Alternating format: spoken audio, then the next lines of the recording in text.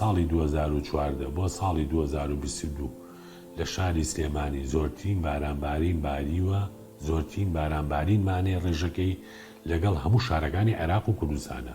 ئەمە یەکێکە لە دەلالەتەکانی کە ئێمە وردە لە ستاندەرین. دووهام ڕوتوبە لە هاوینە ڕوتوبەی ئێمە ماوەی 4 ساڵە ڕوتوبەمان لە 20 نابەزێ. ئەمە یەکێکە لە دەلالەتەکانی کە ڕوتوبەمان زۆرە. یەکێک لەوانە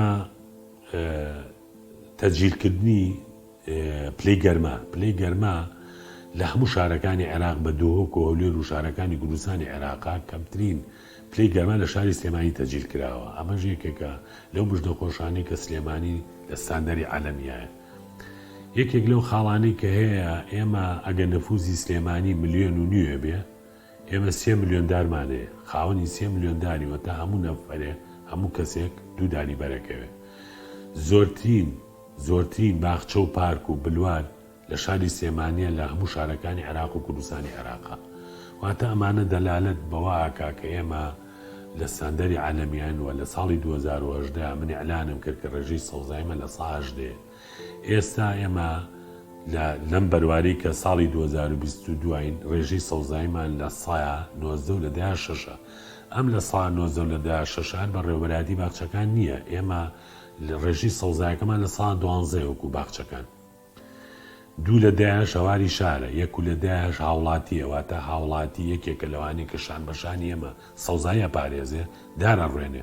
ئەو 0.9 پرۆژەی وەبەرهێنانە.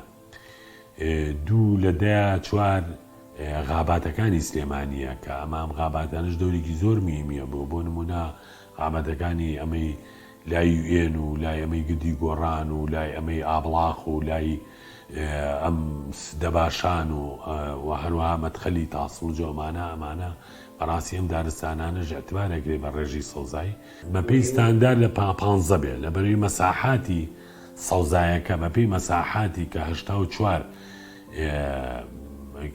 1000 کیلۆمەترە بڵین مەتر مربع سلێمانی ئەبێت لەوەیە لە سا 15 ئەو نیسبەیە سەوزایی بێ کە ئەڵی لە سا 15 بۆ 25 لە سا 15 بۆ 25 ستاندەرەکەی تر ئەمەی تر مەجالی تیانە.